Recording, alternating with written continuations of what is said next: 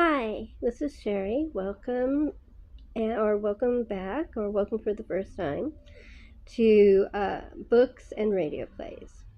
Um, I know this isn't a book or radio play, but I have a little story to tell you. Many years ago, I saw this movie. I think I was about 5, maybe 6. And it's Dr. Dolittle, obviously.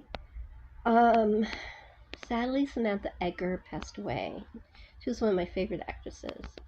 Now, this wasn't my favorite movie. My favorite movie was Walk, Don't Run, with her and Jim Hutton and Cary Grant and John Standing.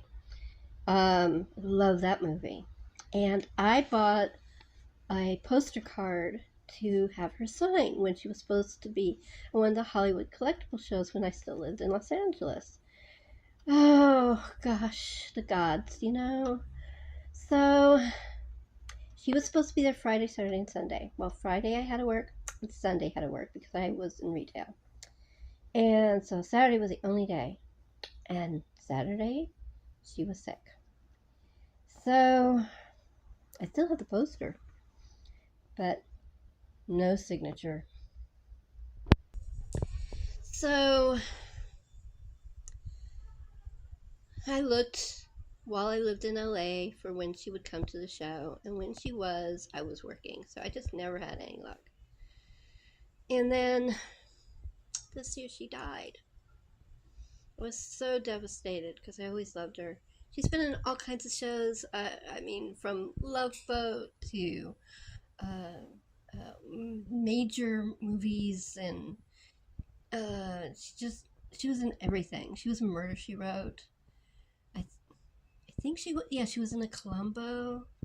Yeah, she was just one of those incredibly beautiful, vibrant, talented actors that just touch your heart. And so Hollywood Collectible Show sometimes clicks autographs from some of their guests. And so I saw a different Dr. Dolittle. I didn't want Dr. Dolittle, to be honest. I wanted Walk, Don't Run, but they didn't have it. So I sent in and said I want it. And he said that he's sorry he doesn't have it, but I have this one. And I said, could you send it, send a picture so I could see it? And he sent it. Like, okay, I'll take it. And he said, I'll tell you what, I'm going to throw in the program from when they show the movie. Well, first of all, if you don't know, back in the day, if you went to see the first run of a movie, these programs were not unusual.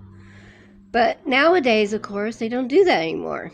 So I went, oh my God, yeah, I want it. Yeah, that's good. Thank you. Thank you for throwing it in. So I got this. And I really needed it. Because the new owners of our building has decided to do a lot of reconstruction. And it's going to be going on for weeks. And the only day of peace I have is Sunday. So that's why I'm doing the video today. There hasn't been a morning that I haven't been woken up around 7:30 by a jackhammer or an electric saw, and the construction people screaming at each other at the top of their lungs. Anyway, it's been a terrible thing. It's going to be going on for months. So this little special treat I wanted to share with you because I really need it, and I'm not going to be reading as much as I want because of this construction, and I hope you forgive me for that. Okay, I've been promised you a tour of my mystery bookshelf, but there's so many books in there, and I haven't been well, so I decided to pull out all of the certain author, and we're going to start with Dorothy Sayers, and show you those. And then the next time, this is going to be a two-parter because there are a lot of Dorothy Sayers books. And then after that, I will choose another author. And let me put it this way, Agatha Christie's last because I have so many Agatha Christie's that it's going to take me like maybe 4 showings. I don't know. I have to figure out how to do it. But yeah, I'm gonna pick. Sometimes I may put like authors together if they have very limited amount. But I'm gonna start with my favorites. So um, Agatha is my favorite, but because she has so many books, I'm not gonna do it until the end. So I love Dorothy, so I decided to go with this. Now these two are new, In the Teeth of Evidence and the documents in the case. And I haven't read either of them yet, and I'm really looking forward. Don't you love the cover of In the Teeth of Evidence? Look at that. It's just beautiful. I love books like that. Okay. Now, Unpleasantness at the Bologna Club is an early Lord Peter Wimsey, and Five Red Herrings is later Lord Peter Wimsey. But they're the only ones that have the same cover, and they kind of go with each other, even though they're not the same period. I do really like it. I like these books. I like the cover. Um, Not my favorite, but I do like it. Okay, these two are the beginnings of the Harriet and Peter book. I actually got this for my birthday last year. Maybe it was last year or the year before at my favorite local bookstore. And though the covers are different, I thought they were really nice. I like I liked old books as opposed to new covers. I have some new ones coming up, and you'll see what I mean.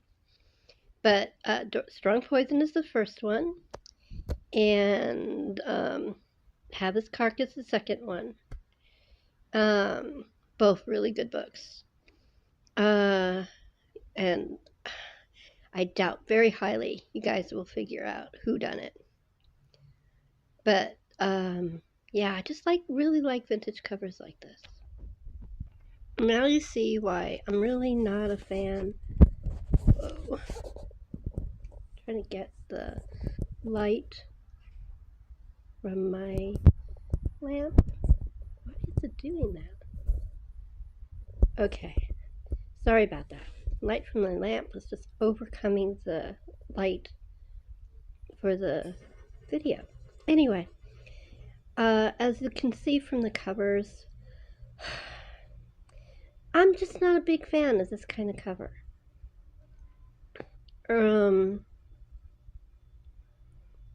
I mean, for Busman's Honeymoon, they just got married. They're completely out of their minds in love with each other, and all they show are their feet. Yeah, that really gets that across, doesn't it?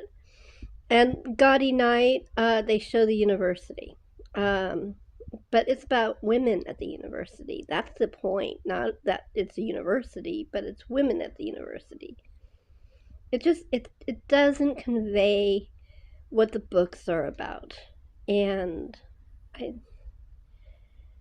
I got it because the ones I had of Gaudy Night and Busman's Honeymoon was it was in one of the cheap 1980 books that I bought, books from the 80s. And it wasn't sewn in, it was pasted in, and they both fell apart. I read it a lot of times, but there's still no reason for it to fall apart like that, so I had to replace them. And actually, I am looking out for these two books under vintage. I just haven't found what I want yet. But I just wanted you to see the difference. Big difference, don't you think? This is the favorite book of Lord Peter I have. This is from the Franklin Library. This is actually a murder being committed right here. And it's just beautiful. I mean, the brown and the gold, the intricate details of the staircase. There's stuff that's wrong with it, that it's not part of it, and I guess they kept it out the way it should be because they didn't want to give away who the murderer is or what happened. So yeah, there's some things that are not in kilter with the story, but it's just beautiful, isn't it? Just all that gold and brown, has gold edges, has beautiful how do they call it?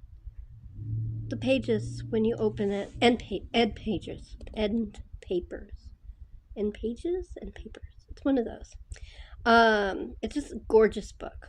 I got this secondhand at one of my favorite bookstores. Uh, and this is actually, it's called Murder Must Advertise. It's on the side of the book. And it is my favorite of the Lord Peter by himself books. I just love this book. It's just amazing.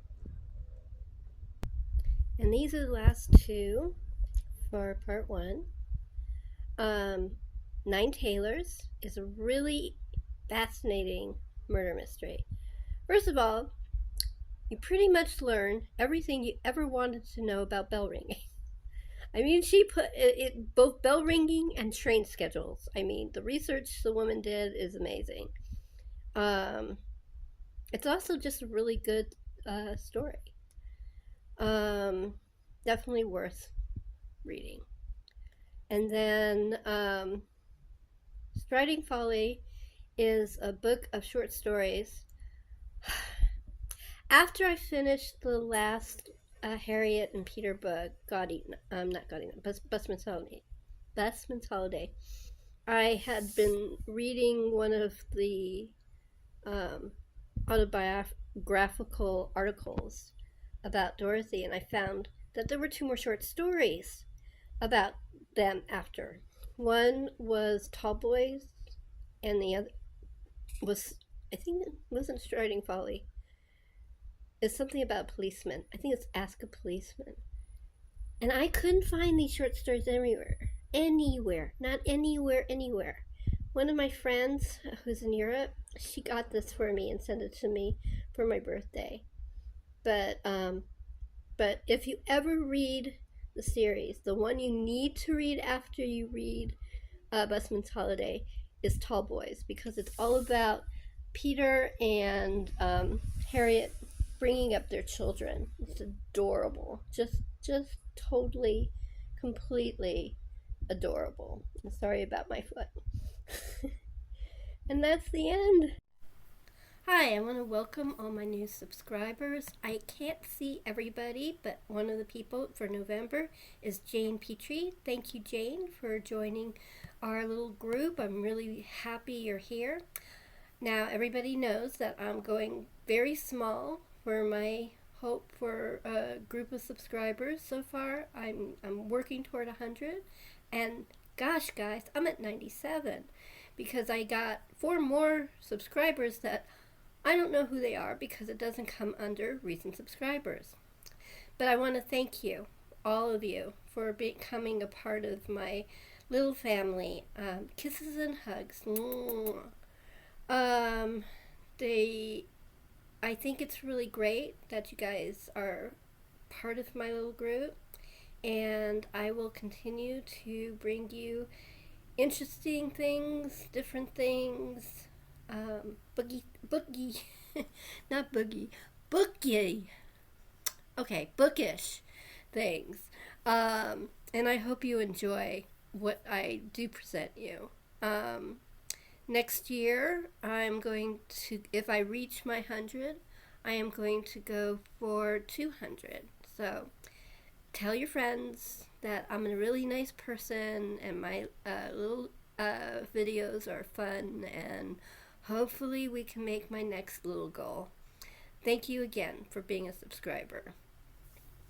For those who are new, please think about becoming a subscriber. If not, just like and comment. In fact, everybody who enjoys these videos, I'd love for you guys to like and comment. It means so much to me. If you don't want to comment, you could put an emoji. So for this one, It's a detective. I'm doing Dorothy Sayers. So why don't you give me something detective-like? Um, Thank you again for becoming part of my little family.